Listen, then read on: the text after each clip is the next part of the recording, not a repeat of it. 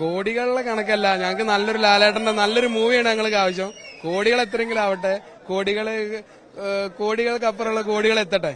Okay, ഇത് ഒരുപാട് നാൾ ആയി കാത്തിരിക്കുന്നതാണ് മോഹൻലാലും ലിജോ ജോസ് പല്ലിശ്ശേരി എന്ന സംവിധായകനും. കാരണം ഇപ്പം കേരളത്തിൽ ഏറ്റവും മികച്ച രീതിയിൽ സിനിമ എടുക്കുന്ന ആള് ലിജോ ജോസ് പല്ലിശ്ശേരി തന്നെയായിരിക്കും. ആ ഒരു കോമ്പിനേഷൻ നല്ല കോമ്പിനേഷനാണ്. നല്ല ലിജോ ജോസ് പല്ലിശ്ശേരിനെ കുറിച്ചൊന്നും പറയാൻ നമ്മളാരുമല്ല.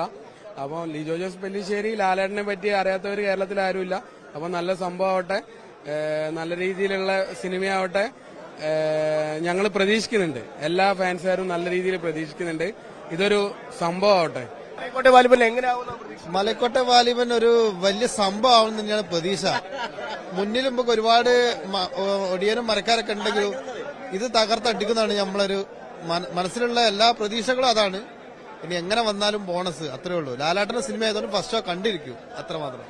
എന്തായാലും എങ്ങനെ വന്നാലും ബോണസ് ആണ്. സ്ക്രീനിൽ ഈ ഇത്ര നേരം മോഹൻലാലിനെ കണ്ടിരിക്കാൻ തന്നെ ആവേശകരമാണ് ആയ അനുഭവമെന്നാണ് പ്രേക്ഷകർ പറയുന്നത്. വെളുപ്പിന് തന്നെ കോഴിക്കോടും ഷോ ആരംഭിച്ചിരിക്കുന്നു. എന്തായാലും കോടികളുടെയും ലക്ഷങ്ങളുടെയും കണക്കുകളൊക്കെ ഇനിയും ഒന്നുമല്ലാതാവും എന്നാണ് ഈ പ്രേക്ഷകർ പറയുന്നത്. ശരി, മലൈക്കോട്ടെ വാലിബനെ എന്തായാലും ആദ്യ മണിക്കൂറുകൾ പ്രേക്ഷകർ ഏറ്റെടുത്തിരിക്കുകയാണ്. ഇപ്പോൾ ഫാൻ ഷോ 6:30 തുടങ്ങിയിട്ടുണ്ട്. അത് കഴിയുമ്പോൾ നമുക്ക് അതിന്റെ വിശദാംശങ്ങളിലേക്കും പ്രതികരണങ്ങളിലേക്കുമൊക്കെ എത്താം. ഇപ്പോൾ കണ്ടത് കോഴിക്കോട് നിന്നും MS അനീഷ് കുമാറിന്റെ റിപ്പോർട്ടാണ്.